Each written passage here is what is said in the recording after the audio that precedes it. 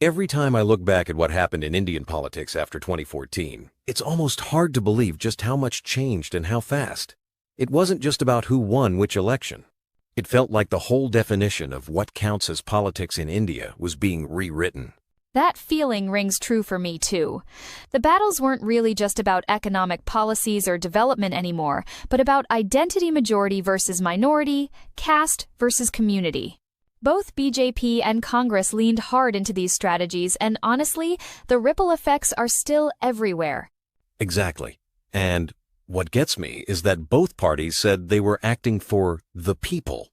But in practice, these approaches, BJP's majoritarianism, Congress's caste and minority focus, ended up drawing new lines between Indians. Sometimes it felt like the unity we always talk about was taking a back seat. And it's ironic because, on paper, both camps actually did deliver some big wins. The BJP rolled out these sweeping welfare schemes and digital programs, while Congress's old social programs like MGN-Rega kept millions afloat. But despite all that, the social fabric was being stretched thinner. Thinking of those early Modi years, there was so much energy. Remember the Jan Dhan push suddenly. Millions of people had bank accounts. And then there was Ujwala, LPG, in kitchens that mostly ran on firewood before. It was real, practical change for so many families. Absolutely. Those programs became household names practically overnight. And Digital India UPI payments, Aadhaar, all of that brought a sort of tech revolution people hadn't really expected. Yet, the highs were matched by some really tough lows. Demonetization. For example, my uncle's small shop almost closed because cash just vanished from the market. I've heard so many similar stories. And GST was another big one. Historic, yes. But it left small traders scrambling to deal with a mountain of paperwork. Plus, by 2019, growth was sputtering. And then the pandemic came along and exposed just how fragile many of these gains were. The social side was just as stormy too. Moves like scrapping Article 370 or passing the CAA, some people were thrilled, others felt targeted. And the construction of the Ram Mandir in Ayodhya became this massive symbolic victory for the BJP, but also deepened divides in some places. You could really sense the polarization building. Shifting over to Congress, it's wild to think how the party that once defined Indian unity ended up doubling down on caste alliances and minority mobilization. They tried everything: caste censuses, expanding quotas, promising targeted welfare. But the old formula just didn't seem to work against the BJP's majoritarian wave. That's true, and I remember people beginning to call Congress out of touch. Their slogans about proportional rights sometimes sounded like dividing the pie even smaller, rather than making a bigger one. Voters started seeing it as old-school vote bank politics, especially when compared to the BJP's big nationalistic pitch. And electorally, Congress just kept shrinking.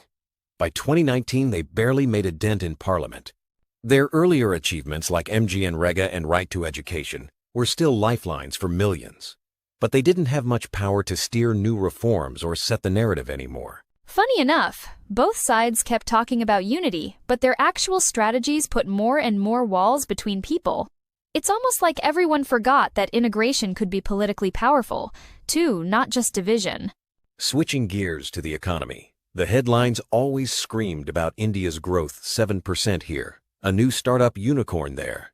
But beneath those numbers, so many young people were just struggling to find a decent job. The phrase jobless growth started making the rounds for a reason. Totally. I remember seeing friends with great degrees stuck in gig jobs delivering food, driving cabs, anything to make ends meet. Women, especially, were dropping out of the workforce. And despite all that foreign investment pouring in, the money seemed to pile up at the top. By 2023, the richest 1% owned an eye-watering chunk of India's wealth. And yet, politicians would talk about new loans and startup schemes like they were silver bullets. The truth is, most jobs created were informal or insecure. People kept asking, where are the stable, meaningful jobs?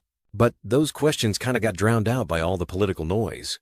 On the human side, there were some big wins, like millions lifted out of poverty, massive new health insurance programs, even free rations during the pandemic. But when you dig deeper, the cracks start to show. For sure. Take Ayushman Bharat, huge in terms of coverage, but public health spending was still stuck at just 2% of GDP. When COVID hit, hospitals were overwhelmed, rural clinics couldn't cope, and those iconic images of oxygen shortages, no one will forget them soon. And with education, even with the new policy, we kept seeing headlines like, half of grade 5 students can't read a grade 2 text. Online learning during lockdowns just drove a bigger wedge. Kids with no internet at home were left behind. Plus, all the textbook controversies stirred up fresh debates over what India's children are actually being taught. If you ask me, the real long-term damage might be to India's institutions. The courts hesitated on huge cases. Investigating agencies got accused of playing politics, and even the media started feeling the squeeze. India's press freedom ranking dropped like a stone. It's wild, right? Even federalism took a hit with the center flexing muscles in opposition states and decision-making, getting more centralized than ever. Meanwhile, social trust was crumbling. Protests over CAA, tensions in Kashmir, mob lynchings, these weren't just news stories, they were symptoms of something deeper. And it had real economic fallout, too. International investors started to see political risk everywhere, and India's reputation as a model secular democracy took a beating. It's no coincidence that global watchdogs started downgrading India's democratic ratings during these years. Funny you mentioned downgrades, because this wasn't just an Indian story. Around the world, it felt like identity politics was the new normal. Turkey, Brazil, even the US. Everywhere you looked, strongman leaders won with division. But the cost was always the same. Weaker institutions, angrier societies. Exactly, and those examples became cautionary tales for India. The lesson seemed clear. Playing with identity politics might win you elections, but it leaves scars that are really hard to heal.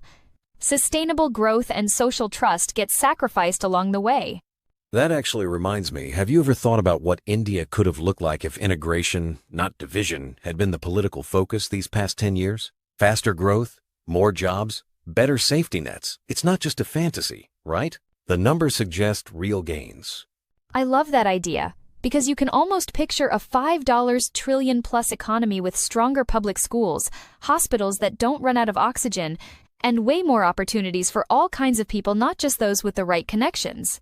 The so-called unity dividend is real, and you see it in countries that manage to keep their societies together even in tough times.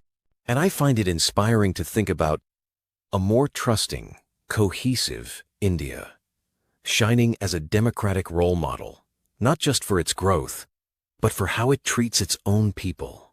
Maybe that's the real lesson of this decade. Unity isn't just morally right, it's the smartest economic bet we could make. So, as we wrap up, I keep coming back to this. 2014 to 2025 showed that politics shapes everything. Growth, democracy, even how we see each other as citizens. The gains were real, but so were the costs of division. For me, the biggest takeaway is that India's true superpower is its diversity. When we turn that diversity into unity, it's not just a slogan, it's a strategy that pays off in jobs, trust, and long-term progress. Heading toward 2047, I hope that's the path we choose, one where unity and inclusion drive everything we do.